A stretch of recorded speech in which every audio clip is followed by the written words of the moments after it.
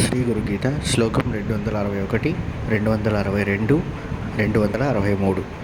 మందభాగ్యా హ్యశక్తాశ్చ ఏ జనా నానుమన్వతే గురుసేవా సువిముఖాః పచ్యంతే నరకే శుచౌ.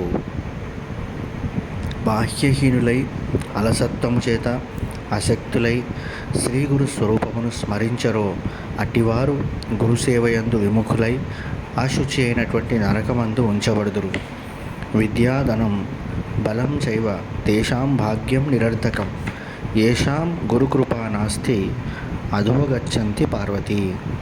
బ్రహ్మ విష్ణుశ్చ రుద్రశ్చ దేవాశ్చ పితృకిన్నరాః సిద్ధా చారణ యక్షాశ్చ అన్యే చ మునయో జనాః.